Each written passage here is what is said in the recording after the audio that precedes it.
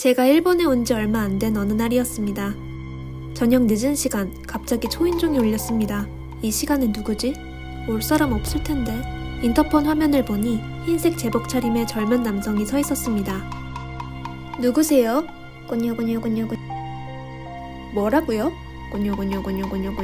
일부러 알아듣기 어렵게 하려는 건지 웅얼거리는 말투의 그 남자. 저는 수상하다고 생각하면서도 그 사람이 제복 차림이었기 때문에 묘한 안심감과 함께 문을 열어야 할 것만 같은 느낌이 들었습니다. 그래서 문을 열고 말았는데요. 공포영화였으면 일바로 죽는 애들의 특... 그 사람은 일본의 공공방송인 NHK의 하청 직원이었습니다. 다짜고짜 집에 TV가 있으면 NHK에 계약을 하는 게 법으로 정해져 있다며 당장 결제수단을 정하라고 재촉하는 것이었습니다. 저는 NHK를 전혀 안 봐서 당황스럽긴 했지만 법적 의무가 있다고 하니 어쩔 수 없이 카드번호를 적어냈고 한 달에 2,000엔이 넘는 수신료를 내게 되었습니다. 다음날 그 얘기를 동기들에게 했다가 완전 호구라며 놀림을 당했고요. 알고 보니 다들 단호하게 격퇴를 했더라고요.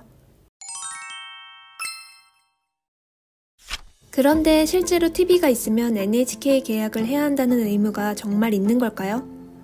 일본의 방송법 64조에서는 협회에 방송을 수신하는 게 가능한 수신 설비를 설치한 자는 협회와 그 방송 수신에 대한 계약을 해야 한다. 단, 방송의 수신을 목적으로 하지 않는 수신 설비 또는 라디오 방송 또는 다중방송에 한해 수신 가능한 수신 설비만을 설치한 자는 해당되지 않는다 라고 하는데요.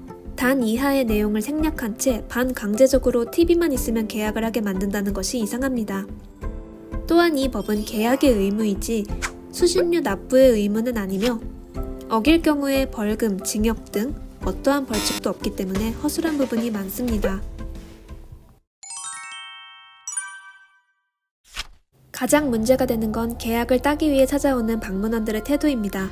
이들은 주로 하청업체 직원들인데 일반적으로 자신이 누구인지 밝히지 않거나 알아듣기 어렵게 말을 합니다. 다짜고짜 문을 열라고 한다든지 폭언 및 폭력을 행사하기도 하고 협조하지 않으면 고소하겠다는 등 협박을 하는 경우도 있다고 합니다.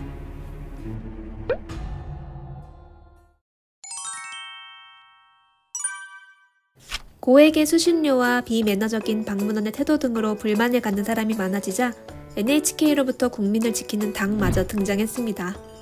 좀 웃기긴 하지만 실제로 많은 사람들의 이목을 집중시켰고 이들은 NHK에 수신료를 내지 않는 방법을 다양한 매체로 전파하거나 현관에 붙이는 NHK 방문원 격퇴시를 판매하기도 했습니다. 민간 방송국에서는 방송신호를 암호화해서 해독하는 기기를 설치해야만 볼 수 있게 만드는 스크럼블이라는 방법을 사용하기도 하는데요. 이 방법을 이용하면 계약을 안 한 사람은 수신료를 지불하지 않아도 되게 됩니다. 많은 사람들이 NHK에도 이것이 도입되어야 한다고 주장합니다. 그런데 왜 NHK는 스크럼블을 도입하지 않는 걸까요? 실제로 모 주간지에서 스크럼블화하지 않는 이유를 물었고 NHK는 스크럼블화를 하면 많이 보는 지역, 계층에 편향된 방송이 되어 공공성이라는 목적에 위배되며 다른 나라 공공방송도 안 하고 있다 라는 뉘앙스로 답변했습니다. 최근 TV 시청률이 많이 줄어들고 있습니다.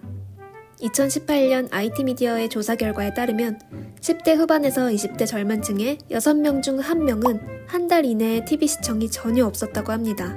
이런 TV 기피의 원인은 사실 NHK 때문만은 아니고 실제로 TV 방송이 너무 진부해진 것과 넷플릭스, 아마존 프라임, 유튜브 등 TV를 대체하고도 남을 다양한 영상 서비스들이 급부상했기 때문인데요. 이것은 TV 수신료를 주요 수입원으로 하고 있던 NHK에게는 큰 악재가 아닐 수 없습니다.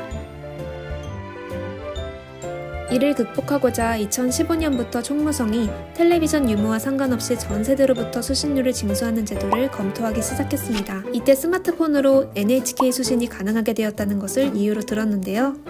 2020년에 시기상조라며 보류됐지만 언젠가는 그렇게 될지도 모릅니다. TV가 없는 사람들이 과연 납득할 수 있을까요?